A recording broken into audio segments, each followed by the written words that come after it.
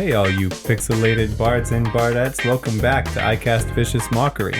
A show about romance, rapping, and why they don't make good video games anymore. They do, I think, but that's not what this show's about. I'm Matt. I'm Austin. And I got a bone to pick with Elden Ring. Okay. What's your bone? I don't own it. Okay. That's not a good game. Oh, okay. How can that be good? Yeah, how can it be good if you don't own it? Right. That's what I'm saying. Yeah. Like, if you don't own it, you can't play it. Then how can it be good? Mm-hmm. I've heard good things about it. I don't know. I don't own it either. I don't know. I'm trying to think of whether or not I would actually like it after seeing some gameplay. I mean, obviously, I've seen the Game Grumps play it. I guess I'll link to that in the description. I think I would like it. I enjoyed Bloodborne. I really liked the A Song of Ice and Fire book series, and I watched Game of Thrones, and George R.R. Martin wrote the story for the game. Right. So I might like that part of it. And I think it functions a lot more like Dark Souls, more so than like Bloodborne, which was only slightly different, really. But all the things they did differently in Bloodborne are the things that I liked, like more than. I guess I've never played any Dark Souls games, so I don't know if I would like Dark Souls or not. But I really liked Bloodborne. So. It's one of those like burden of choice things. In Bloodborne, there aren't really very many options on what kind of character you can play. Right. There was like clearly one option that was the only thing that would really work in that game. And I liked that. I think Elden Ring and a lot of Dark Souls, you have a lot of options on how you can go approach the game. And I don't know if I necessarily want to do that. Right. But And there's a lot that you can choose to do in general, right? Like you can you can go here or there. Like there's a huge map. Is it the biggest one in a video game so far? I could see that being the case. I just made it up though. But I think you might have to put some extra caveats on that. Yeah. Like the biggest map in a game of its kind, probably. Oh, yes. okay. Yeah, definitely. Because technically Minecraft, I think, will always hold that right, or no. What was that game that came out that literally had an infinite map? Like literally, it generated. Like I don't remember. But it was actually interconnected, so you could technically run into other people. It was very underwhelming. A lot of people found when it came out. That one. What's that? I forget what it's called. Yeah, I completely forgot what it's called, but. Star Boys or something. Space Butt. I don't know. You got it. Space Butt. Yeah. Yeah. So you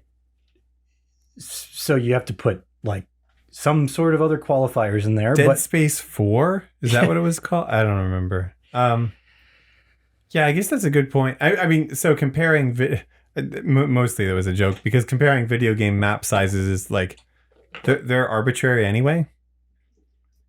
Did you like that? No, but I can cut it out. You didn't like that at all? No. I thought it was great. Yeah. Nar. Okay, anyway. That's enough of that tangent. Hey, so yeah, Tony Hawk's birthday is coming up. Yeah, you said it's Thursday? Yeah. It's on a Thursday this year. Yeah, and so I think in honor of that, I'm going to link to the episode where we talk about the Belt of the Hawk. Yeah, good idea. That'll be in the description, or maybe in one of the cards if I remember to do it. To do that. Yeah. God. I don't know about that. Remembering stuff is hard, dude.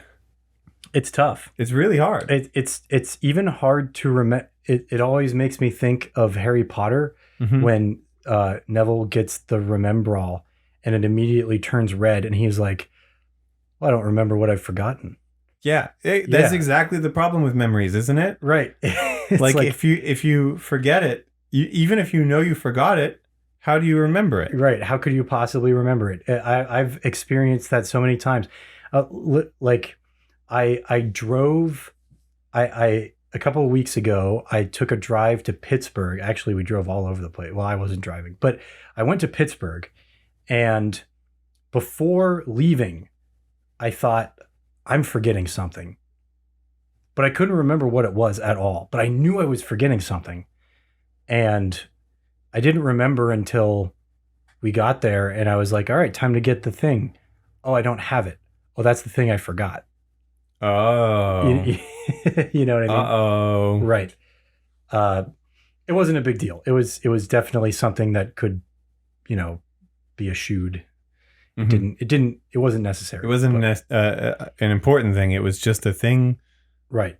That was your purpose for coming. No, it was more like a thing that would have been nice to have, but yeah. But anyway, though. Yeah, so, there needs to be a way to take thoughts and memories from your head and put them somewhere else. If only. That's a more permanent place to have them. I can't think of a single existing way to do that. So in Harry Potter, they've got that brain juice.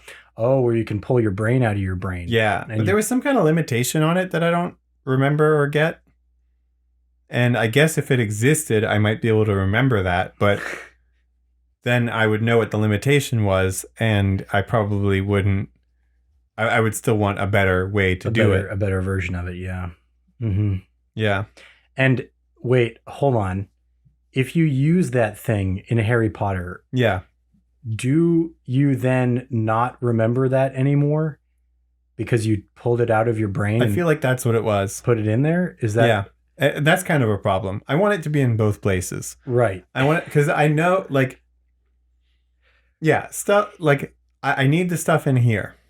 If I had it somewhere else, if there was any possible way of doing that, if there's any way of going back and so the real problem is that when an event happens, when a thing happens, it's just gone. It's gone forever, except for in our brain. Okay, I'm going to theorize something. Yeah. Like an organic material of some kind. I don't know. Like maybe made from urine, plants or something. Well, or that's a possibility. Like urine. All right, so we're talking about urine. And you just maybe there's a way we could invent a way to mark with symbols something where if we looked at those symbols later. You know what the problem is, though? Yeah. You'd forget what the symbols mean. Oh, well, that's true. But we could use different symbols to remind us of what those symbols mean. So what you're saying is we would just have to to take one memory. We'd have to constantly mark whatever substance forever, basically, because we'd have to make some symbols and then make some other ones to remind us of that, and then make other ones to remind us of those, or maybe even two sets now because we have to make a third set that reminds us of both sets or whatever. Is that how this would work? And maybe it would have to. It sounds kind of preposterous. I mean, I get it, though, if there's an important event or something that, you feel like needs to be remembered, I could see that. But as soon as you're gone, it's gone. Yeah. Okay. There are limitations, right? I'll admit. And we'll probably never come up with a better way of doing it. Yeah. That's what I would guess. Right. It's the only way that I can think of to do it. Nobody's ever gonna really top that. Because I don't know. How long have you thought about that? 30, 40 seconds. I don't even know how you remembered that. Right.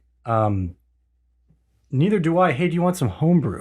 Yeah, that would really hit the spot right now. Let me tell you. It'd be delicious. It's pretty warm today. It is. It's a toasty one out there.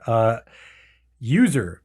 Okay, hold on. You're gonna need to help me out with this one. All right. Pronunciation wise, I'm gonna spell it CAGETAN _ DI _ THIENE. Cajetan D Thien. Cage 10. Die. Thien. Is that right? Cajetan D Thiene. Oh. Yeah. Mm-hmm. It's probably something more like that.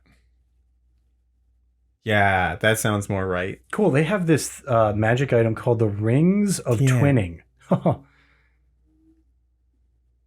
Tien? It can't be Italian. No, I don't think so. Is it French? That's a possibility. It's not Spanish. Right. I could say that with reasonable certainty. Mm-hmm. No, because French is more like de. Italian is the closest thing I can think of. Yeah, it seems like Italian, but then the last part doesn't seem Italian. Is there a TH in Italian? I don't know. I don't think so. I don't think that they're... But I only spoke Italian for a little bit, so I don't know. Yeah. So these polished steel rings. Okay. They grant the bearers a closer unity in combat. So when you roll initiative, the person who has the other ring... Oh, what was the name of this? The Rings of Twinning. Rings of Twinning. I don't particularly like the name. Yeah. I think it should require you to have the same outfit on. But anyway, let's keep going. Mm-hmm. Oh, that is one of the... No, it's not. But it should. You're right. It should be. So one of the bearers may choose to change his initiative roll to that of the other bearer if they're within 500 feet of each other. Can you do that anytime? I believe so. Oh, no. Only immediately after rolling initiative. Oh, okay. Okay, but here's the thing. Right. Number one.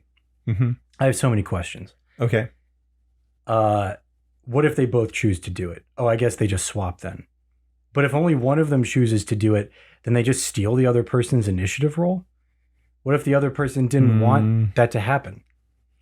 Yeah, I guess the way that it's written, it seems... Because I would think that the intention is for it to be a willing trade on the part of both parties, but the way that it's written doesn't state that outright, I guess. The way that it's written implies that you could just... Okay, so I'll admit, I don't like this one very much because I think it leaves way too much to be interpreted. Mm-hmm. But I do like the idea of what it does implying. Yeah. The initiative roll thing, I just don't think that I don't think that it makes a lot of sense. Or, well, okay, that's not fair. I think that mechanically it's too messy. Maybe. Something like that. Huh. But I do like the idea of having a pair of rings that are connected to each other in some way. Right. For example, what if you had a pair of rings that allow two spellcasters to share their spell slots with each other? Or that allow you to cast spells from the other person. Yeah. Yeah. Whether they're a caster or not. That's cool. Yeah. I like that. All right. That's dope. Let's make that. Let's make that right now. Okay. Let's do that right now. We're going to put it in the description. That's what it does. Yeah. I think we got it. We'd have to word it right because otherwise we'd look pretty silly after this. Yeah, you're right. It's like when designing like a trading card text, you have to be really specific about how it works, or else you have to get a lawyer to read your stuff. Right. You got to get a lawyer to read it, and then you have to get a game designer to test it. Mm-hmm. And then you have to get a really competitive. I don't know, competitive what are they teenager. called? Mario Club Mario, whatever they're called. Yeah, always those guys. Yeah, they're really good. Yeah, they'll get all the bugs out of your game.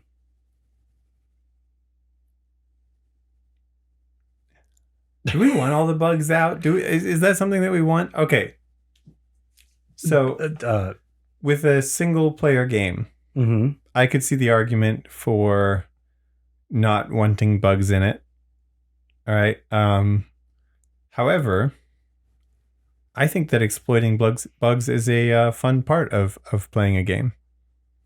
Like just either knowing so much about it that you can do crazy things with the game engine or things like that, mm-hmm. or just simple like, oh, this is goofy. My hat's on backwards now. Like that's fun. That's like fun extra content that's in the game by accident. You didn't even have to work to put it in there. Right. And you know what? You know who will find those every time? You know who will find those every time? Speedrunners. Yeah. They'll find even if Club Mario glitch tests your game, speedrunners will find some stuff. They might not all be useful in speedrunning, but they'll find them. Now, I guess you don't want glitches in D&D though, right? No. Glitches, bugs, etc. I mean, I know that it's not they'll happen. Video game, but you don't want things that are exploitable in the rules if you can avoid it. They do release what are those called? Errata? Errata? I've heard it pronounced errata. I don't like that. Recently. That sounds like erotic. It does. That is why I do like spelled. That's true. That's the only reason that I don't like it. It's just not spelled that way to me. Spelled, yeah. Yeah. So they do release that, and they update the rules relatively routinely at some point. But like I don't know. Should there be exploits? Should there be exploitable things? Well, in D&D, there's always the room for the DM to just be like, no. Yeah. You know what I mean?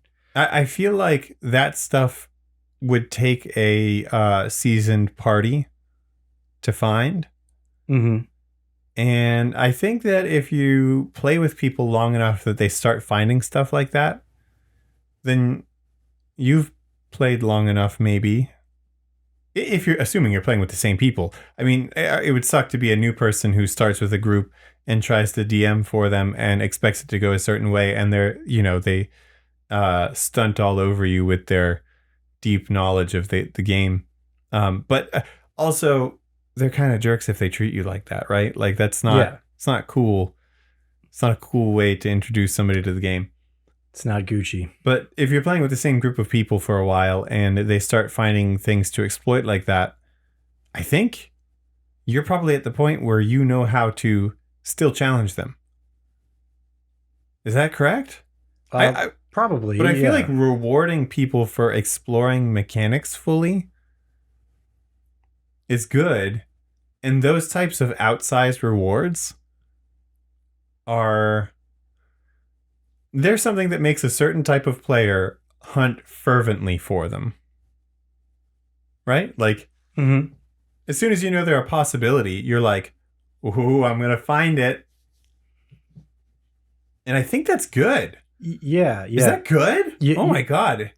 I thought for sure when we started talking about this that I was going to be firmly against it. And now I've convinced myself that it's a good thing. So I'm familiar with some of these. There's a gentleman, actually a gentleman we've talked about on the show, Monkey DM. I think that's him. Oh no, it's either him, or if it's not, yell at me in the comments and tell me who it is. But there's someone on. He does. Well, actually, there are two guys I'm thinking of now. But they do things where they say like, they point out exploits in 5th edition D&D. They're like, hey, by the way, according to the rules, you can do this. Yeah. One of them, for some reason, I can only think of one of them, but the one that I thought was fun is that there are 2 spells that, when in conjunction with each other, are kind of funny. There's the spell polymorph, of course, and then there's also a spell that lets you take just a bird that you find, like just any old bird that you find somewhere, and you can like compel it to fly like up to a mile away and give a message to somebody. So there's nothing in the rules that stops you from polymorphing somebody into a bird and then using that other spell to make them go send the message. And they'll literally fly as fast as they can until polymorph like wears off. And then they'll just be however far away from you. They'll just be that far away from you. Oh my God. Right. So like, you know, if there's like an NPC you don't like, or like if you're feeling confident that you can do that to like a boss monster of some kind, just get rid of them, right? That's so fun. Right. It's like banishment, but like they just did it to themselves. Right. But and it's all on the physical plane. It's all on the same plane, right? Yeah. So it's a little bit and like there's no I think the best part about it is like the bird doesn't make any saving throw. Like there's nothing, like it's just you take a bird and you send it a message to somebody, right? And I think that you can even designate a place. I don't even think you have to designate a person. It's like you can tell the bird, like, go to this place. That's so good. And so, yeah, it's like, yeah, but it's like stuff like that, right? It's full of stuff like that. There are different, and then they have like all kinds of other complicated ones where it's like, all right, first you're going to take this, you're going to be a warlock, you're going to take this subclass, and then at this level you're going to take a level in wizard, and then when you do all that stuff, suddenly you can fire 16 spells in one round or something, like crazy stuff like that too. But it's all things that it's all things that just like, these are things that you can do, and they still have some level of you have to like, things have to go right for you. Right. Like if they save against the polymorph, then it just didn't work. Yeah. But as soon as you get polymorph to work, there you go. Like you're sending them on their way. But I think that yeah, I agree. I think that's fun. And I think that people coming up with stuff like that on their own is hilarious. Yeah, I think cool. The only problem with it is that you'll have a couple of players like me who will go and look for it online and then come back. So it's not to the game creative, more prepared. Yeah. Anymore. It's just cheating. Yeah, it's just cheating. Yeah, it's cheating. I just cheated and looked up how to do it. Or in my case, I don't even look it up. It just comes to me. Right. I just let YouTube bring it my way. Right. I see what you mean. Or whatever. It found you. Yeah. Yeah. Well, that's how it is for all of these things that I've seen. Yep. They just came to me. Yep. I just spend too much time on Instagram. Yeah, exactly. And that stuff just finds us. And not everybody's feeds are full of D&D. Yeah, you're right. I mean, so I guess that's where the argument for having no exploits comes in, because then it kind of gives each player a level playing field as they level up, right? Like people who are not as into D&D, they can keep up better. Yeah, if you mean they can keep up better if you don't allow those kinds of exploits? Or, yeah, exactly. Because or like if the rules were perfect and there were no exploits, of course, if the rules are perfect and there are no exploits, then your choices kind of don't matter. Yeah, there is one most efficient way to do things, and if you don't do that, you're kind of playing wrong. Is that what you mean? No, I mean, if there is nothing that's better than any other choice, then there is not. Then there are no actually choices. A choice. Yeah, exactly. There's not a choice at all. Yeah, there are no choices then. Yeah, and well, so I guess the point in D&D is for all the choices to be between like preferential things, you know, like do you want to play this way or this way? Do you want to, you know, try to come at this situation this way or this way? I don't know, man. But that brings up the point too of like, what's the difference between doing something that's really good and exploiting the rules?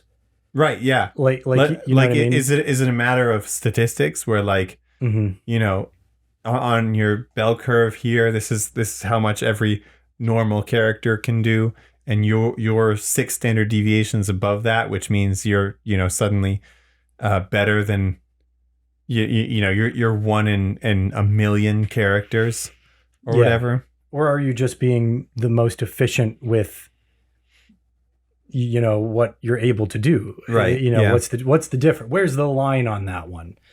You know? Yeah. Are you just trying to are you just trying to make your action economy as useful as possible, or are you exploiting something? Yeah. It's hard to tell sometimes, I think. And honestly, you know what? I don't know if it matters that much. It probably doesn't. Like really, I don't know how much. I guess I'll have to look this up after this, because I don't know how much better a fully optimized character is than like a sucky average one. Yeah, and I guess it depends on what kind of enjoyment you get out of the game. We talk about that all the time, but if that is your enjoyment, if playing as optimally as possible is what you get out of the game, then maybe you should play like that. Maybe. I don't know. I'm not your dad. I'm not going to tell you what to do. What? I know. I hate to bring this up on the podcast, but I'm actually not the father. Do you hear that, guys? He's not the father. I know. Yeah. I'm stoked, man. I just did a backflip. It was really fast. Yeah. So you couldn't tell. The audio listeners heard it though. Yeah, but you can hear it if you slow it down. Yeah. It's right at I was going to say a timestamp, but we're all out of whack. It's entirely out of whack. Totally, I don't know where we are at this. But you got any homebrew for us? Hey, I do have more homebrew. I'm so glad that you asked, because I love this one. We're going to have 2 in a row. That's optimistic to think that we'll get another one after this one in this episode. But we're going to have 2 in a row from Dungeon_Strugglers. Oh, I remember this. Yeah, Dungeon Strugglers. They've got some good stuff. I like their stuff, man. They got some good stuff. This is a shifty poncho. Okay. It's real shifty. All right, shifty poncho. I'm trying to just visualize this thing. So it requires attunement. Is it a rain poncho, or is it like Mexican style garb? Yes. Look, I'll show you the picture. Okay, I'm gonna say Mexican style traditional sort of garb. But it also looks like... Is that traditional? It might be newfangled, and I just don't know it. I don't know. But it's just like a Mexican fashion. Yeah, I'm not familiar with Hispanic culture. I don't even know if it's... Yeah, I don't know if it's specifically from Mexico. It could... Yeah. It could be it could go further back. Native thing. It could be... in which case... we'll say it's from Mexico. Yeah, I mean, you can be offended if you want, but I'm just saying which geographical space it's from. Okay, yeah, I feel like other. I'm not saying that's like the Mexican people invented it necessarily, but because Native Americans from like North America. Well, Mexico's in North America. Yeah, but anyway, a lot of Native American tribes were related. In some way, and had similar traditions and garb and stuff like that. Exactly. Anyway, yes, it's that kind of poncho. But what it do though? It's shifty. Requires attunement by a monk. Shifty. Oh, okay. So you've got to be a monk only. Monk only. When you regain hit points by magic. Uh-huh. It doesn't say a spell. It just says magic. So I'm going to say this probably includes potions. Okay. Potions. You can use your reaction to reduce the amount that you gain by 5 hit points. Uh-huh. And instead regain 1 key point. Key point. Yes. Yes. So you five of those hit points that you would have gotten back. Instead, you get a key point. Yeah. There's more. Okay. As a bonus action, while you're wearing this poncho, one action, you can cast Blur. Blur, which is a spell, as a reaction when you take damage. Wait a second. As a bonus action and as a reaction? Sorry, this is a new sentence. So as a reaction when you take damage, the spell, while the spell is active, so while Blur is active, you teleport 15 feet to an unoccupied space that you can see. Okay. So once the spell has been cast, it's you have to... Oh, this is the one confusing part about this. Once the spell has been cast from the poncho, it can't be cast again. Oh no, sorry. I just must have read it wrong the last time I read this. This does make sense. It can't be cast again until the next dawn unless you spend 2 key points to do so. So it's every dawn, but after you do it the first time, you could also spend 2 key points to cast it. That's pretty cool. This is so cool. I like the cost of this. Mm-hmm. I will say that if you regain less than 5 hit points from the healing, you probably just can't do it. Yeah, I agree. That's what I would say. I like the trade one resource for another thing. Yeah, it's great. Because healing is, I think, purposefully in D&D hard. They make it hard, I think, on purpose. Or they make it like it's a big decision. Right. A lot of people don't play it this way, but technically to drink a healing potion, it takes your action to do so. Mm-hmm. A lot of people like homebrew the rule where you use a bonus action to drink a potion instead. And I think that's totally fine. I don't think that breaks the game or anything. Mm-hmm. But if you homebrew it so it doesn't use any action, then we're coming for you. Yeah, that's excessive. Is the word, I think. All right. Mm-hmm. You got a healing. You got a healing potion. Okay, you have a healing potion. That's what you have. Let's say it's a half liter. Okay. All right. So even like on the small side, can you drink that thing while running 30 feet? Can you tell me that you can do that? In 6 seconds. Yeah. Okay. Because it doesn't take a full 6 seconds to run 30 feet. Yeah, I guess you're right. Actually, not even close, I'm pretty sure. Like, I think it actually, like, as far as that goes in the action economy, I think you're pretty good. You want to go time it? You want to go do it? What about 60 feet in 6 seconds? 60 feet in 6 seconds? Yeah, I mean, I could pretty much run like a mile in 6 seconds. Probably. Look, you probably know a couple of fast people. I'm so fast. Yeah, I can't believe no one else has done a 6 second mile yet. Yeah, it's pretty crazy. It's really not that hard. A couple of people have hit 6 second kilometer, but that's not all that impressive. That's not that impressive. I mean, I can almost do 2 of those in 6 seconds. Yeah, 2 kilometers in 6 seconds. Yeah. Almost. Not quite there yet. Yeah. Yeah. It still takes me 5.9 seconds to do 2 kilometers. I haven't quite hit 6 yet. Yeah. Yeah, I got a 12.3 on my 5K seconds. 12.3 seconds.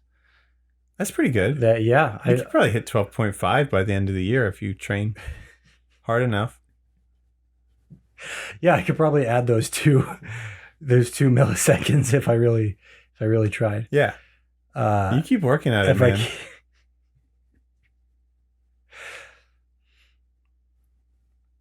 You know what always helps for me? Yeah, you drinking milk. I know what you're gonna say. You're drinking lots of milk. It's okay. Yeah, you got me. All right, you know my thing. Today's episode is sponsored by Big milk. Big Milk. When we grew up, they convinced our parents and us for a while there that just drinking a gallon of milk a day was all you needed to make your bones as hard as steel. You punch through brick walls then. Yeah.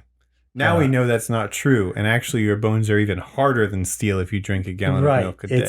They were lying to us the whole time. Yeah.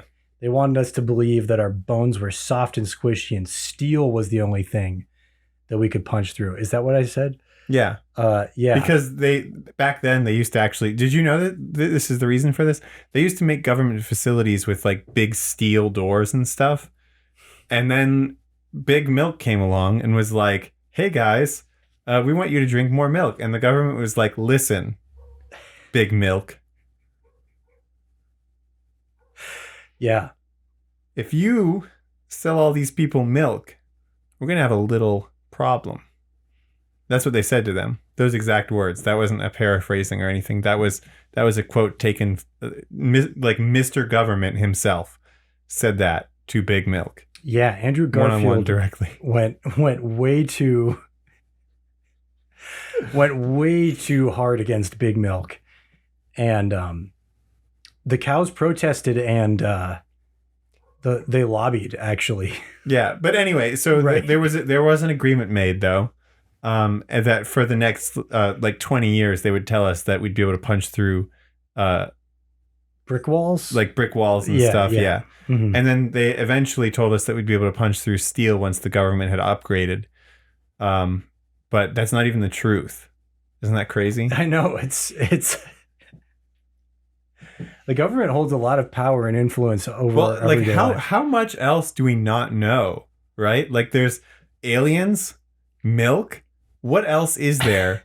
Like that's like advanced technologies of some sort that are just sitting there waiting for the whole world to adopt them, and the government is just like, no. How much of the moon did Buzz Aldrin and Neil Armstrong actually eat? That's what I wonder. It was the other side, so like we can't see it. We don't know. Right. It all happened on all right. So some people call it the dark side of the moon, but I call it the rind. Yeah, the rind. I mean, like, how much can one person really eat, and why didn't they bring back enough for the rest of us? Well, here's what I'm thinking. Okay, yeah. Global hunger drives up food prices. Okay. And specifically, what's the best food? Cheese. Milk. You see, cheese is a derivative of milk. Exactly. Which makes it naturally inferior, and I forgot that for a second. So, and imagine you're Big Milk. Mm-hmm. You could either sell your milk as is, or you could process it. Sorry about that. Process it into cheese. Right. For the same price, though. Yeah. Like, who's going to go out and buy a gallon of cheese for like $20 when you could get it for the same as a gallon of milk? Yeah, man. When I go to the store and the prices are inextricably linked. They have to. They have to be the same because no one's going to pay more for cheese, even though it takes more processing. So of course, Big Milk, they're going to push. Right. Yeah, those milk. They're going to push milk, and as soon as people find natural cheese, and it costs less than milk, oh my god, man, that's. Once people find out they can make their own cheese at home, like pretty easily. Yeah. Yeah. Pretty much. It's all over. Well, I don't. What do you make the cheese out of? Well, I'm sorry. That's a weird way to say it. You grow it in your garden. Oh, okay. Yeah. You can grow your own cheese. Right. Yeah. Yeah. When people find that out, and there are a lot of climates that it can survive in. Really? Yeah.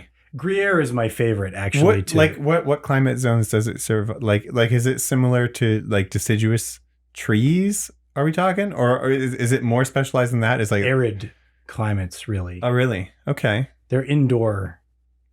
You need to set up like a really like in a closet with like a heat lamp kind of deal. Yeah, like a lizard.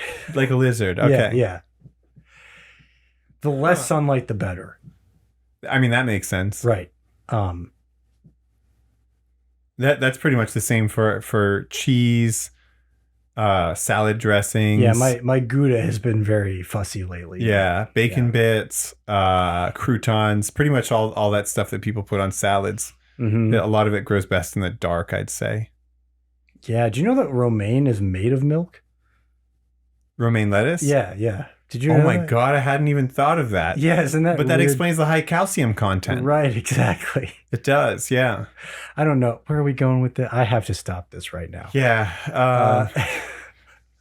I'm going to cut us off right there. That's too much. So this key point generation poncho.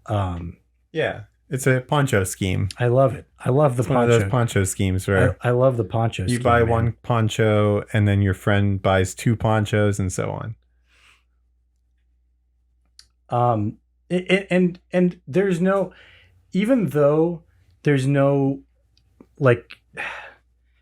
there's no obvious connection between its ability to give you key points and its like ability to do the blur spell. Mm-hmm. I just like it for some reason. Like they don't have to be related, I guess, technically, but yeah. I just like it. I get what they're going because they're trying. I think they're using different, like they're saying like to shift the one thing into the other, right, or something. Oh, okay. Is what they're trying to go for over there? Yeah, okay, so it's a double entendre. Yeah, I mean, I don't know if it lands necessarily that. I don't know if it's a 10 out of 10 landing. Like, I don't know if they stuck it, but... No, I actually preferred it when I thought they weren't related at all. Oh, that's my bad then. I'm sorry. You actually ruined everything for me. Oh, no. I'll have to go home and drink a gallon of milk. Yeah. To get over it. Did you know they sell half gallons of milk now? Anyway, sorry. You ever see those really tiny ones? It's like... If I wanted a shot of milk, I would go to the milk bar. Right. You know what I mean? Right, exactly. Yeah. Seriously. At least then you'd get it on tap. Right. Nitrogenated and all that. Yeah. It's much better. That's my personal preference. Have you seen someone use a soda stream with milk? Yes, I have. Okay, good. Was that not you that showed it to me? I thought it was me. Yeah, I would imagine so. Yeah. I remember the gentleman trying to drink it. Like really trying to, and also trying to review it at the same time. But it was so awful. He was completely unable. He went into convulsions right away. Right. Like, I just remember he was trying to be so objective, but he couldn't because it was so terrible. He kept going for it. Yeah, I think he tried to finish it, but there was no way he was going to do that. It kept coming back out. Right. Just the way it came out of the machine. With an explosion? Yeah. Yeah. There's no way it could have been good. By itself, that had me, no. In Rome... Mm-hmm. They had these public water bottle stations. Mm-hmm. You've told me this before. Yeah. I think. And I might have said it on the podcast, but I'm mad about it this time. Oh, okay. Anger now. Okay, please. You could fill up your water bottle with only sparkling water. When we were there, it wasn't a big deal. It was early spring. It was like March something. The weather was in the 60s or maybe 70s Fahrenheit at some points. Most of the time I was comfortable in a jacket and it was raining. But if you're there for the summer in Rome and somebody hands you a bottle of sparkling water and you don't dispatch that person immediately, I don't know what's wrong with you. Yeah. You'll have to call dispatch. That's true. Sparkling water, I don't find it refreshing. Some people do. Mm-hmm. I think I don't like the taste. That's a personal thing. But like, you can't use it to cool down in this. That's not how it works. You know, I think I might be able to develop a taste for it. I didn't like it when I first had it. But I've imbibed with sparkling alcoholic beverages a few times. And I don't like most of those, but I had one that I did like. And so I think that there's hope that I might be able to like the normal stuff too. I had sparkling pear cider. Okay. That wasn't good. The pear taste was awesome, perfect, beautiful, lovely. You didn't like the sparkly bit. No. Mm-hmm. I haven't liked any carbonated beverage that I've ever tried. That's very fair. I mean, it's not for everybody. Mm-hmm. I don't think I don't anymore, but when I was younger, I drank a lot of soda because I like sugar. Ah. I don't particularly care for carbonation. In fact, come to think of it, I would often pour me a soda and allow it to flatten. Yeah, because I preferred it that way. Yeah, I don't know why people like the sparkly bit, man. Yeah. I think it's too common now. I think it was when it was novel, when you would go to like a soda shop and they would pour you out a soda pop. I think that's probably like when it was a novelty like that. Right. I think that if I was born in that era, I would be more excited about it. But because it's like prevalent and you can get it anywhere, nah, man, I'm cool. I'm jiggy without it, man. Yeah. Okay. Absolutely. I feel you. Yeah. So yeah, that's my review of sparkling pear juice. I'm sure you guys all enjoyed. Do you got any homebrew? Do we have time for another homebrew? Like, we could do one more. We could do one more? All right, let's do one more. Dungeon Strugglers has got us again. Thanks for having our back as always, buddy. Hey, they've got these friction wraps. They're hand wraps. Mm-hmm. Mm-hmm. They're frictiony. Mm-hmm. They require attunement. Okay. And wait. Yes. Do they increase your damage when slapping an unarmored target? No. Okay. That's okay. That was just an initial thought. They are cool though. Okay. I like them a lot.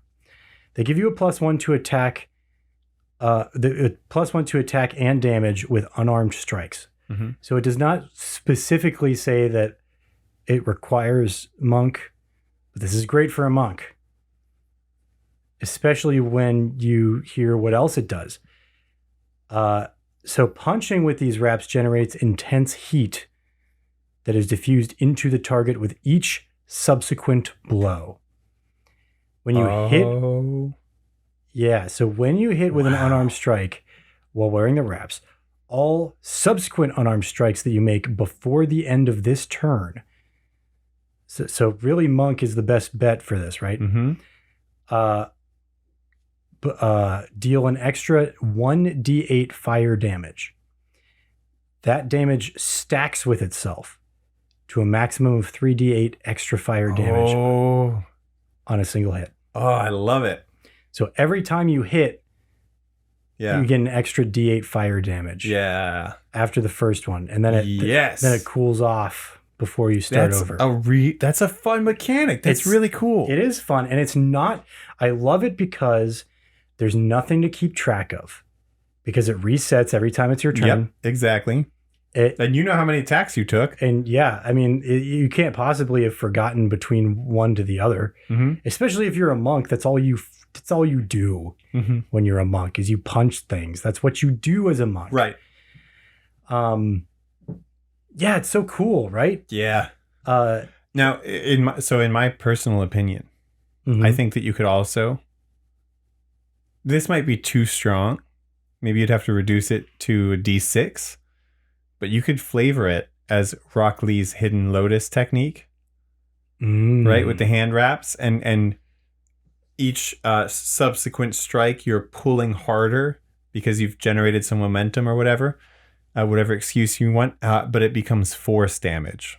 That's a little thing. That's a little free one for you guys at home.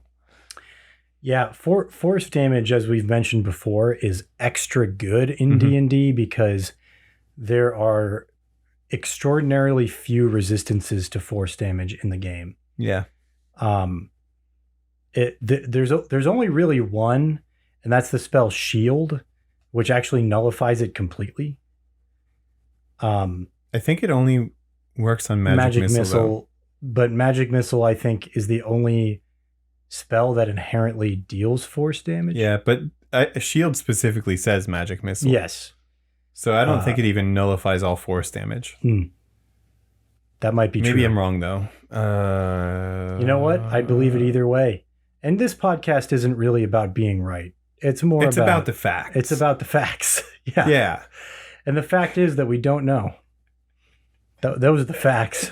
That was the fact this time. That's this just in.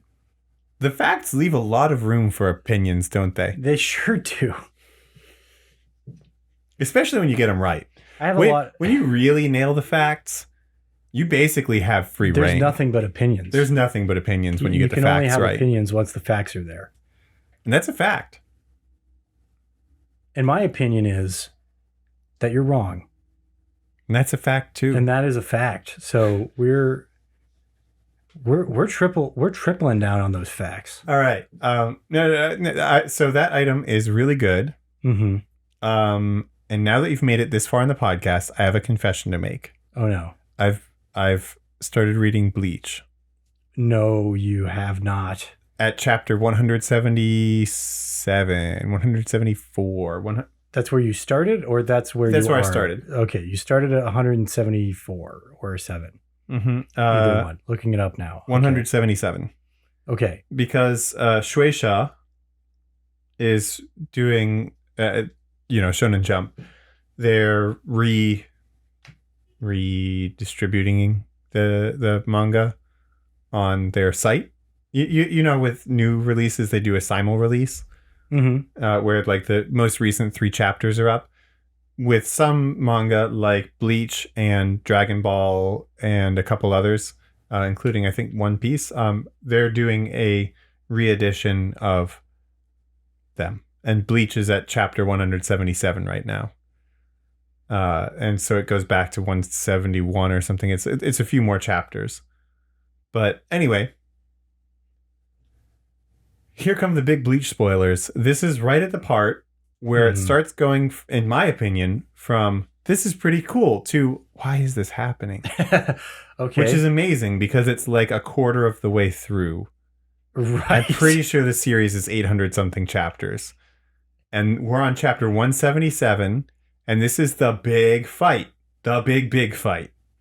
The big fight. It is just starting. At the end of the Rukia story, or at the end of the Soul Society story. The whole Soul Society thing. Yeah, okay. Yeah. Yeah. So right now, we're about to find out the big secret is about to be revealed. Mm-hmm. I don't even remember what it is. That's how exciting that show is. Yeah. The big secret is about to be revealed in probably like 3 or 4 chapters. Oh God, I hope it's not that many more. And then the big fight happens. Yes, the extra big. Yeah, the big fight. Oh my God, wait a minute. Is there another arc before that? Another arc? There might be a whole other arc before that. It's kind of similar to the whole Infinite Tsukuyomi thing in Naruto, but not a filler arc. I don't know if you ever saw that filler arc in Naruto. If it's a filler arc, probably not, because at a certain point in Shippuden, I started reading the manga instead of watching the anime. Yeah. Yeah, there's like a filler arc where the infinite Tsukuyomi like is working or something. Like they're all trapped in a Tsukuyomi. Oh, and for an entire arc. Yeah, they're trapped in Itachi's. No, no, it's not Itachi's. Oh well, then never mind. I think it's a big one. I don't know what it is. I guess I'd have to check. It's like a whole separate world where all the characters act different. Except for Naruto, who's the main character, and so it's on him. So, okay, so he's the one trapped in it for an entire arc. Well, you know what though? The Tsukuyomi is a good mechanic to have to use for a filler arc because after it's all done, none of it mattered. I think that's how it works in Bleach too, but there's an issue with that, and I won't spoil it, but man. So the characters in Bleach are really cool. That dog dude who's one of the captains, super cool. Yeah. And the bad guys are pretty cool. The good guys are pretty cool. That's everybody. That we just covered all of them, and they're all pretty cool. I like every single one of the characters, I think. Like wow, I don't think there's a character in up to this point in the story in Bleach who I'm like, man, I really wish you weren't here. Later on there are some, but yeah. Up till there, I don't think that there are. Really? Even some of the like the main squad people? Cuz doesn't Bleach fall into the no, I guess no, it doesn't. I was going to ask if Bleach falls into the same trap that a lot of shonen action series do where the female characters are written to be completely useless. That's not true? That's mostly true in Naruto, I think. How do I say this without spoiling the ending? Ooh, spoiler. The main love interest for Ichigo seems pretty useless the whole time, as far as I remember. Yeah, that's what I remember too. But all the other girls are awesome. Yeah. So there's just the one. Yeah, I'm remembering now. Well, she was the one I was thinking of when I was when I was thinking of that. Yeah. Like I think she does like one or two important things, but I don't really remember. In Naruto, even the female characters that like are important don't actually do much in the grand scheme of things. When you look at the big picture. Yeah. Which when I think about it is like kind of lame. But the other big shonen action series don't really fall into that problem, do they? Like not really. One Piece definitely doesn't fall into that problem. Yeah, Nico Robin steals this show plenty of times. Yeah, she's great. Yeah. Is there another girl in his crew? I don't think so. Well, Nami's not. So Nami causes trouble in some unique ways, and especially the most recent parts. Right. Yes. She's got some cool stuff going on, and she's like the weakest, like physically weakest one of the crew. Yes, she like is. Most fragile, I guess. But well, I don't know. I would put her on par with Usopp. But he's buff now. He is buff now. But that didn't really change much for his situation. He's still like a scaredy cat kind of guy. Right. He does have a skill, and I think he got better at it, but he doesn't use it very much. But also, yeah, I think just him being buff makes him inherently less frail than Nami. That's true. Chopper is also pretty fragile. Yeah, still. But his power is a physical transformation. Right. Which always ends in him using something as a last resort and being unable to move. Right, yeah. When it's all over. Yeah. Pretty much always. Yeah. Which is why he kind of remains helpless I think a lot of the time. Although I guess technically Robin is just as fragile as anyone else. Right, but she never puts herself in a compromising situation. Mm-hmm. She's just smarter than the rest of them. She's just smart, yeah. Yeah, she's smarter than the rest of them is really what it is. Yeah, that's really what it is. So welcome to our One Piece podcast. We do this every time. We just talk about One Piece too much. Okay. No, that was my fault though. No, all right. So yeah, Bleach though, I'll let you guys know how it goes. Mm-hmm. I mean, it's gonna be slow because 1 chapter per week. Yeah. So I guess in this is 84, episode 150, we might be done with the big arc. Look forward to it, everybody. Oh my God. Can you even imagine? That'll be 3 years of this. That'll be 3 years of this podcast. 156 would be precise. Yeah. But yet, we are about halfway there right now. I mean, because 84, double that's 168. That's not that far off. So, yeah, we're more than halfway. But jeez. Yet, this one fight in Bleach might take that long. Might take as long as half of our podcast. Yeah, man. That's why that's why something like Weekly Shonen Jump has to exist, because who would read Bleach on its own if it came out once per week? Right, exactly. You have to read a bunch of stuff every week, or else it's just not worth it, probably. Yeah. I did here. Let me fill in everybody.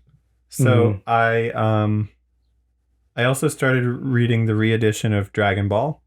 It's on the fight with Goku versus Ten Shinhan, or Tien Shinhan if you say it the American way, which I'm totally down with. That's one show where I will watch the dub over the sub, because that's just how it's always been for me. Because of Goku's voice, probably, right? Yeah, mostly that. Yeah. Yeah, I don't know if I could get used to the Japanese voice. But that fight, very good stuff. Goku pulls a me. He pulls a you? Yeah, he unties Tien's belt. Oh, yep, that's something you would do. That's something I would do. That's something you would do. Yeah. I would always love that in jiu-jitsu. Somebody's like, oh my God, I totally got your back. Oh my God, I never thought this would happen.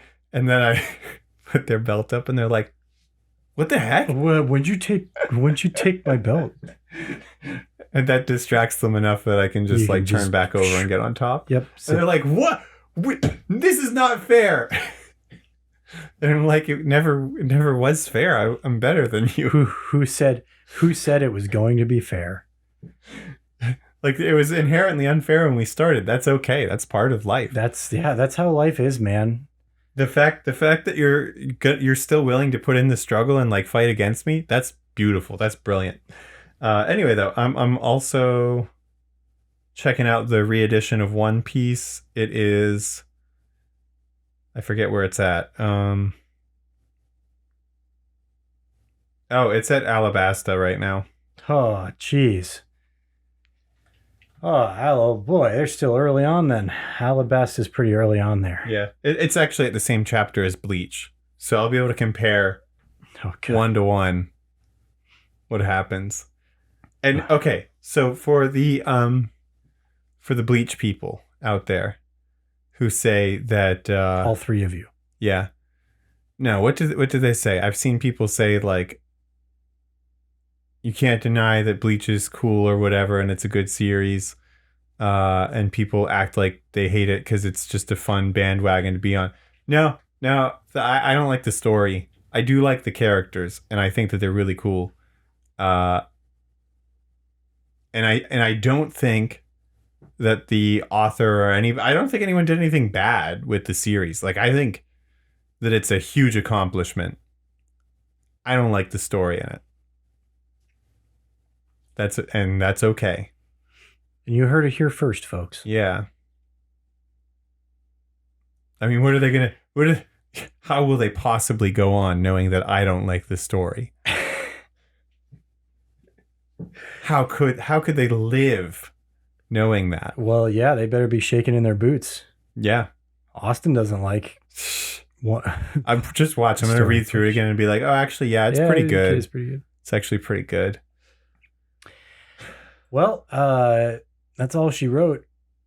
Think we're done with this one. Yeah. We'll see you guys next time. Let's zip up and zip out.